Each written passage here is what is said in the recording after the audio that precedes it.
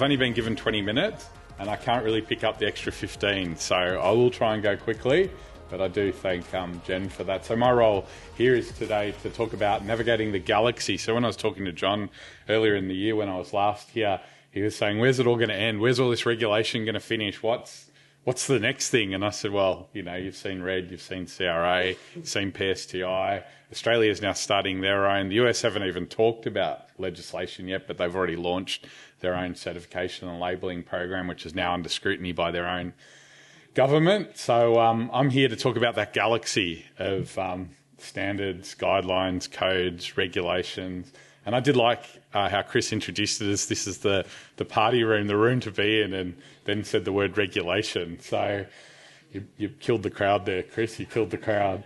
So a bit of background. I mean, I think most of you have probably heard from me before. I think this is my third event. I'm the Managing Director of NX Test Lab, an independent testing laboratory which has been running for 37 years now, originally part of RMIT University, so the Royal is part of Australia as well, even though we're just one of the colonies. I'm also a principal subject matter expert for Cyber Trustmark and the IoT Security Trustmark certification scheme. And I'm a newly appointed board member of the National Association of Testing Authorities in Australia, which is the equivalent of UCAS over here, so UK Accreditation Service. So very deep background in independent testing, verification, certification of systems. And my technical background is in networking, and cyber security. So that's the reason why I'm supposedly the subject matter expert. So some of the topics and key takeaways that I hope to impart to you today, and I have written it all out because I know the Australian accent isn't the easiest to pick up on. We'll go over some of the codes, rules, guidelines that are around the galaxy at the moment, current landscape of IoT product cybersecurity standards internationally. As I said, there's a whole bunch of them out there.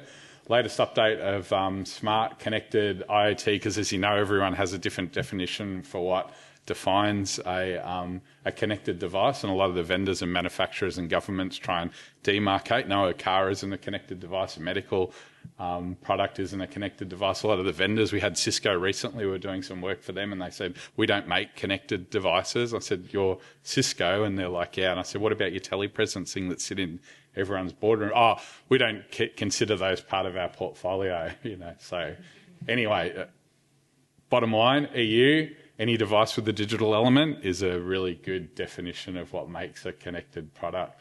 I'll cover the domestic versus global IoT security conformance schemes. There's a bunch of those now, evolved over the last few years. How the manufacturers, distributors, retailers and consumers and users can navigate those. Effects for government departments and agencies. Obviously, they're the ones that have to set up the regulations and enforcement and police those. UK is doing a good job of starting that legislation, and then cover the pros and cons from the various stakeholders, and then how to bring them all together efficiently, avoiding duplication, cost, time and effort, because that's the number one thing that every single manufacturer of a product with a digital element comes and says. How do we, where's the one ring to bring them all together? And then what's next, and what does the future hold for the galaxy? This is the joke slide, which I put up every year, and it grows every year, and this year's no different. We've got a whole lot of different stakeholders from international standards bodies.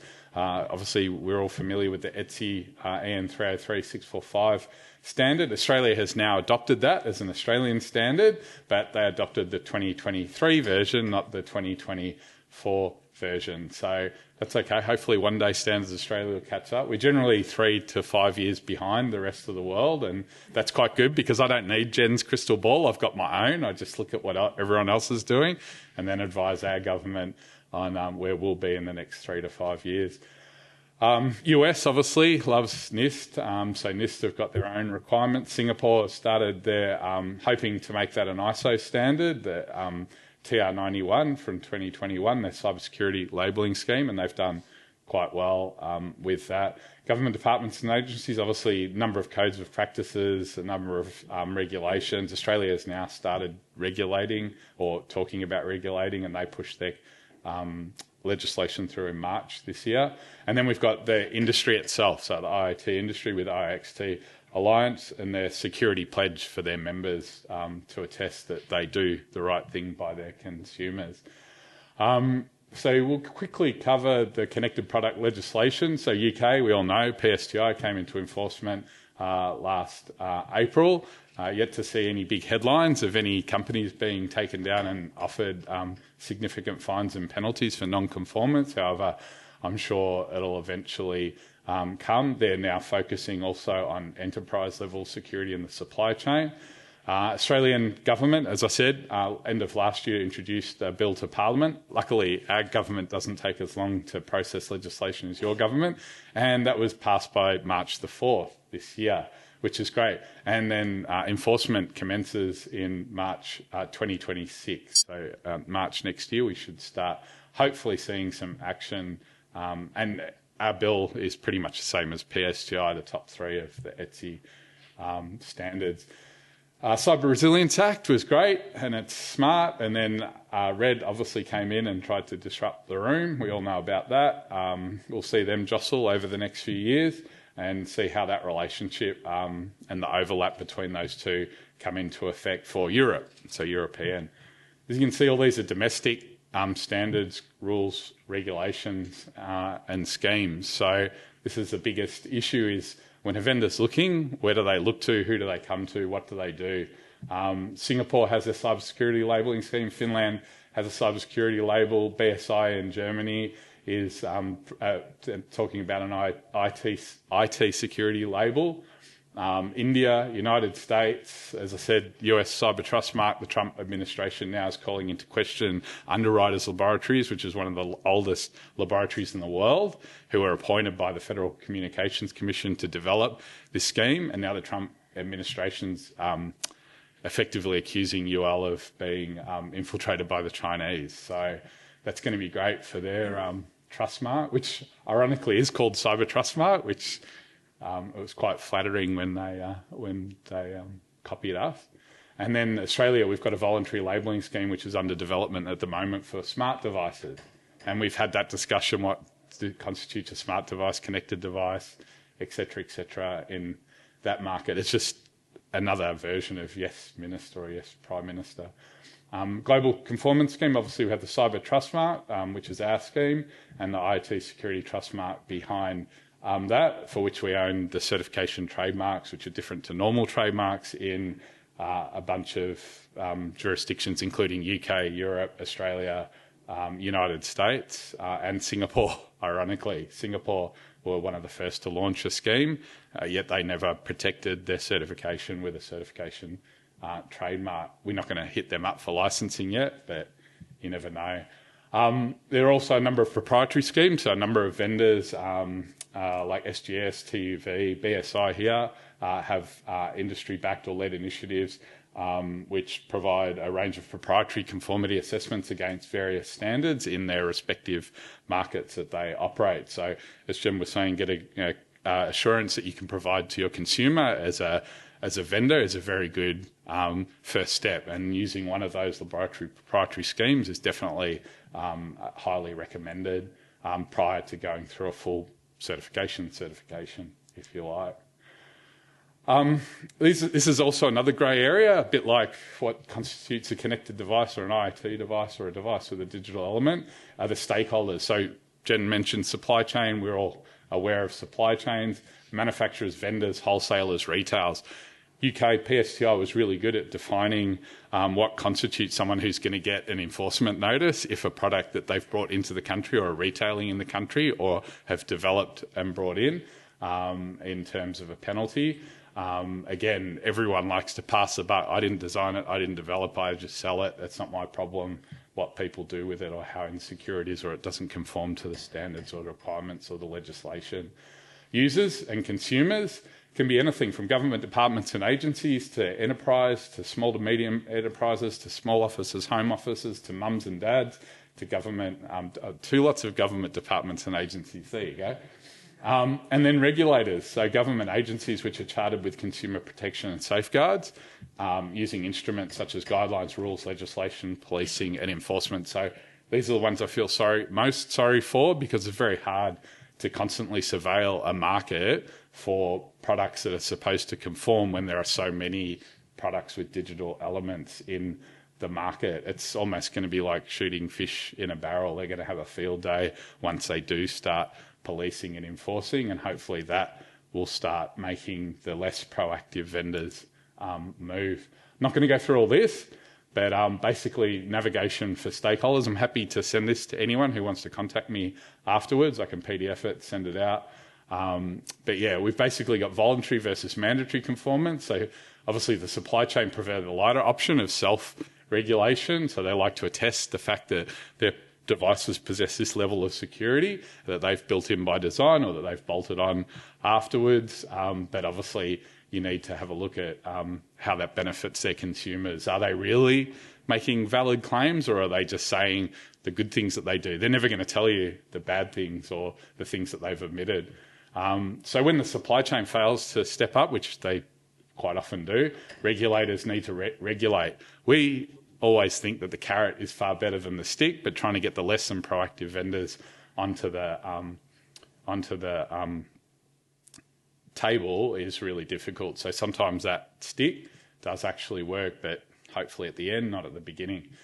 Consumers only ever purchase on marketing features, price and availability. They're not going to sit there in every single store looking at every single set of headphones or device which is connected to see if it's going to give them the right levels of safety or privacy. They don't ever think about security. Even safety and privacy are two critical things. They require security by default. A lot of more larger organisations like demand consumers are going to seek security assurance, and they're going to do it more and more. As Jen said, you're going to start getting asked those questions as a vendor. What are you doing to provide that assurance for security? Are you certified? Have you got it? And it needs to be simple. It needs to be like that one page or a certificate, not a great big document that makes a whole lot of claims. Government, look for documents. They've got a list of 1,001 questions that they like to ask the supply chain. Again, a few that don't care are eventually caught up by the regulators or via reputational damage through those vulnerabilities being exploited and their consumers being compromised, which are not good headlines. Trustmark, as I said, is available now. It's harmonised, so it's harmonised globally, and we retain unique protection through those certification trademarks. So, buyer beware. Unfortunately, the consumer, whether they're government departments and agencies, whether they're small to medium enterprises, whether they're large enterprises, need to be aware. They need to ask. So who are connected product consumers? Everyone. It's you, me, everybody. It's our families. IoT security equals safety. It's a global issue with no political borders.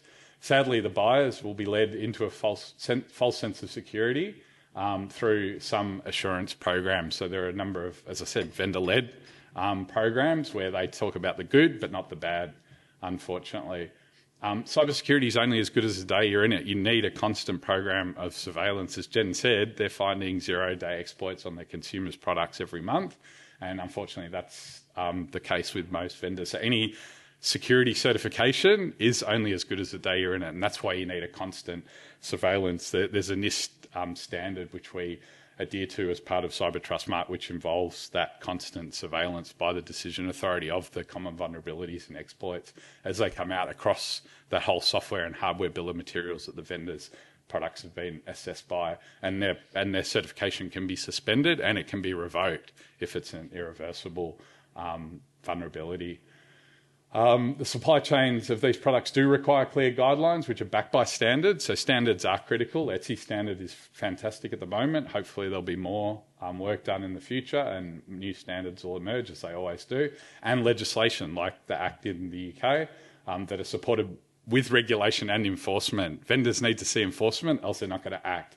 If a proactive vendor thinks that a less than proactive vendor is getting away with something, then they'll go to that bottom end. They won't keep setting the bar higher. Consumers, no matter how large or small, require a clear indication of a product's current security conformance.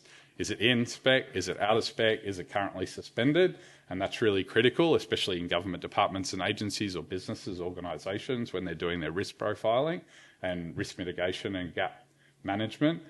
And governments and regulators require assurance of continual conformity. They need to see that process is going. You can't just slap a stamp on it, big tick, and it's good for 5 years or 10 years.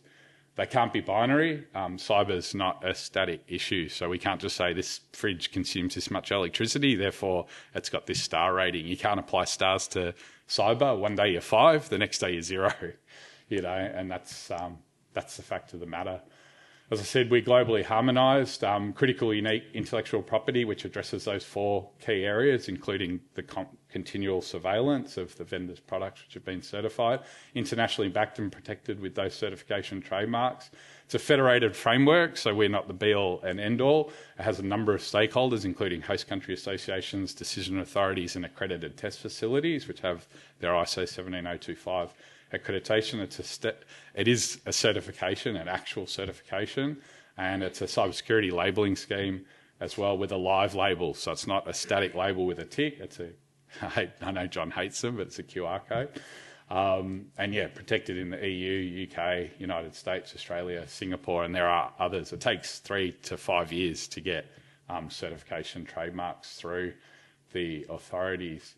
And there's no one global body that looks after intellectual property around the world for certifications, unfortunately, else we would have taken that route. Or the galaxy, that was the other thing. So in conclusion, correctly implemented security in devices with digital elements provides consumer confidence of safety and privacy. That's all people care about, safety and privacy. Verification provides assurance to regulators and the supply chain. All stakeholders can sleep well at night. And security is an ever-moving target, therefore constant monitoring and surveillance for vulnerabilities and exposures must be maintained throughout the device and assurance lifestyle. That's not a set and forget, as Jen said. It's so good having Jen go before me. 10 years down the track, 2010, every month you've got to watch.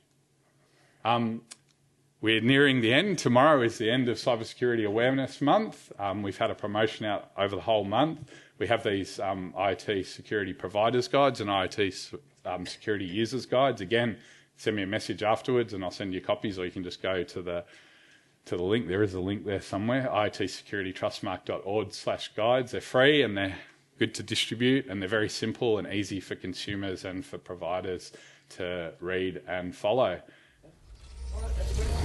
Thank you.